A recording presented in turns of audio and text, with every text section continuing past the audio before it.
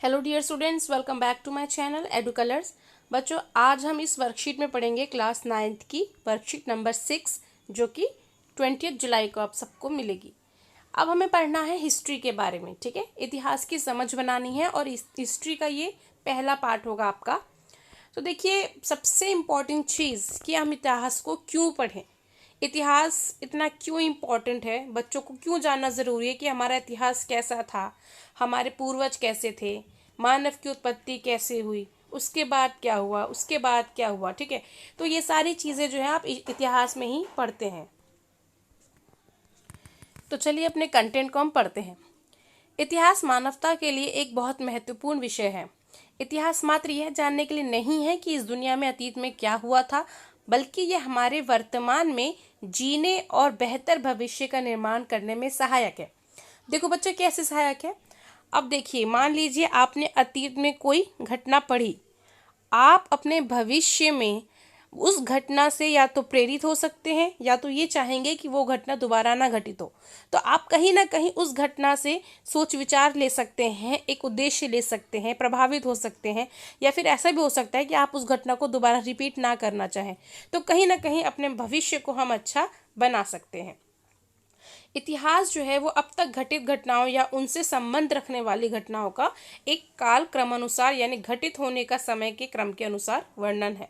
ठीक है, दूसरे शब्दों में हम कहें तो मानव की विशिष्ट घटनाएं, ठीक है, यानी मानव की उत्पत्ति कैसे हुई, उसने कैसे चीज़ों को सीखा, फिर आगे किस तरह से सारी चीज़ें बढ़ती गई, यही इतिहास है। ठीक है, और हम ये सारी चीज़ें कुछ ऐतिहासिक साक्ष्यों या तथ्यों के आधार पर ही मानते हैं। हम देखते हैं कि विश्व इतिहास पिछले लगभग 3000 वर्षों के दौरान प्रमुख सभ्यताओं का ही अध्ययन है। ठीक है, लिखित प्रमाणों के मिलने से पूर्व का जो इतिहास है उसको प्रागैतिहासिक काल माना जाता है। प्रागैतिहासिक काल, ठीक है, जिस समय हमें जो भी चीज़ें मिली हैं, अगर कुछ लिखित में मिला है लेकिन हम उसको रीड नहीं कर पा रहे, उसको अभी तक पढ़ा नहीं जा सका है, तो वो प्रागैतिहासिक काल कहलाते हैं। ठीक है, कुछ मतलब जिस समय लिखित प्रमाण ना मिले हों या जिस समय लिखित प्रमाण मिले हैं लेकिन पढ़ा ना जा सका हो, तो उसे आधे प्रागैतिहासिक काल कहते हैं। ठीक है, अब हम आगे बढ़ते हैं कि मानव सभ्यता को 4 भागों में बांटा गया है। पहला है आदिम पाषाण काल, फिर पूर्व पाषाण काल, उत्तर पाषाण काल और धातु काल। ठीक है, आदिम पाषाण काल का मतलब है जिस समय मानव की उत्पत्ति हो रही थी। ठीक है ना, मानव बन रहा था। ठीक है, विभिन्न तरह की अवस्थाओं से गुजर रहा था।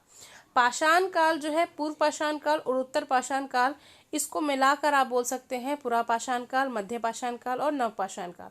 ठीक है, जिसमें आग का प्रयोग, फिर आगे चल के धीरे धीरे औजार अच्छे बनाने लगा वो, फिर धीरे धीरे करके नवपाषाण काल में खेती का प्रयोग या स्थायी जीवन जीने का उसने सोचा। ठीक है, तो खेती की उसने, एक जगह रहना शुरू किया। तो ये सारी चीज़ें जो हैं वो धीरे धीरे करके ही होती हैं।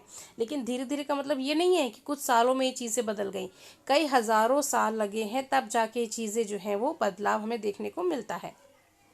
इसीलिए जो प्राचीन काल है वो सबसे लंबा समय उसका होता है, फिर उसके बाद मध्यकाल का क्रम होता है, उसके बाद आधुनिक काल जो है वो सबसे छोटे क्रम का है, यानी कि उसमें घटनाएं बहुत हैं लेकिन साल जो है वो बहुत ज़्यादा काउंट नहीं किए गए हैं।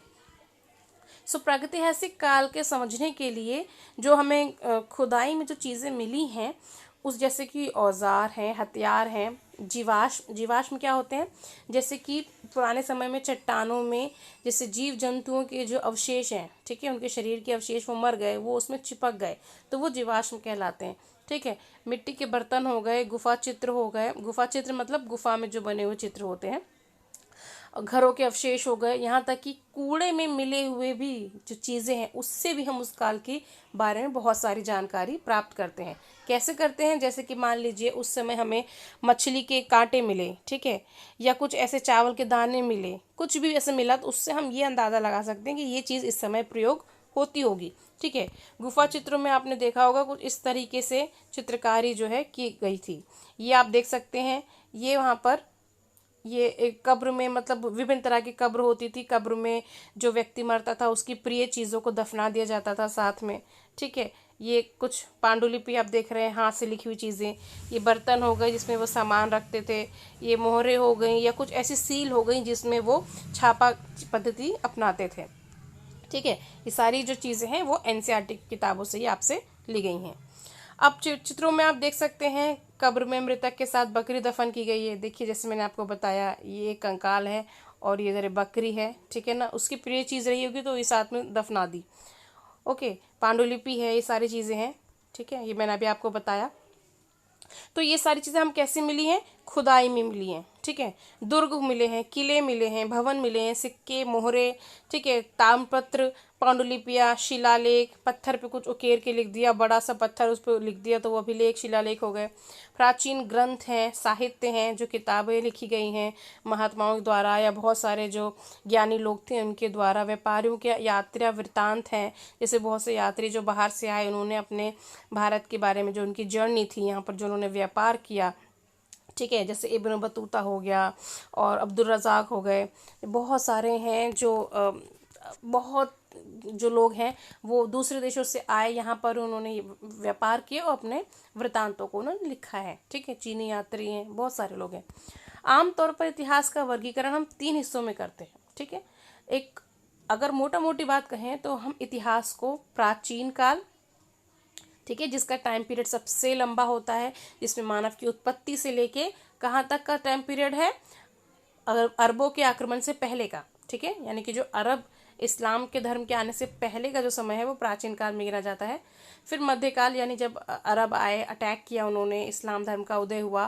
फिर उसके बाद मध्यकाल शुरू हो जाता है, ठीक है, जो कि चलता है आपका 1757 से पहले तक के टाइम पे, औरंगजेब की मृत्यु तक का चलता है। उसके बाद फिर आधुनिक काल का इतिहास, जिसमें आप अपने अंग्रेज़ों की स्थापना, उन्होंने ईस्ट इंडिया कंपनी ने किस तरह से अपनी स्थापना यहाँ की, ठीक है, उनका इस्टेब्लिशमेंट, उनकी स्थापना यहाँ देखते हैं। उसके बाद फिर आप भारत के राष्ट्रीय आंदोलन सुनते हैं, गांधी जी के बारे में सुनते हैं।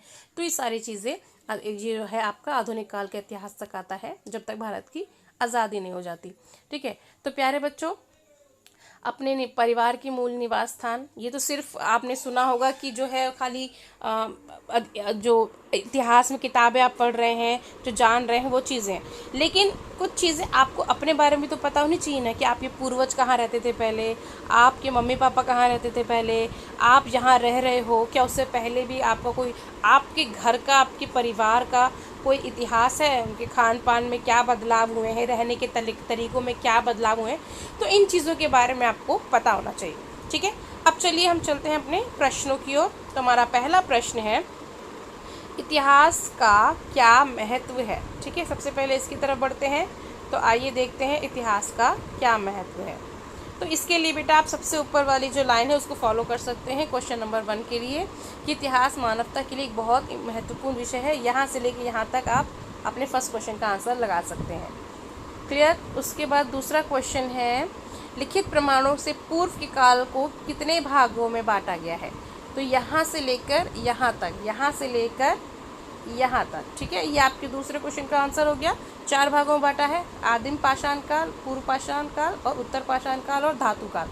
धातु काल कौन सा होता है, जिसमें मनुष्य ने धातुओं का प्रयोग किया, जैसे कि कांसे का प्रयोग, ठीक है, तांबे का प्रयोग, टिन का प्रयोग, फिर आगे चल के लोहे का प्रयोग, फिर आगे चल के तो और अन्य धातु भी आ गई थी। अगला क्वेश्चन है, आप किसी परिवार के खाने पीने की आदतों का पता कर उसके घर की जो कचरा निकलता है उससे उसके परिवार के बारे में आप कैसे पता कर सकते हैं। तो इसका आंसर आप लिखिए बच्चों, कि हम उनके खान पान के विषय में जान सकते हैं, वे किन चीज़ों का प्रयोग करते हैं, और साथ ही साथ उनके रहन सहन के विषय में भी हम जान सकते हैं। क्लियर है।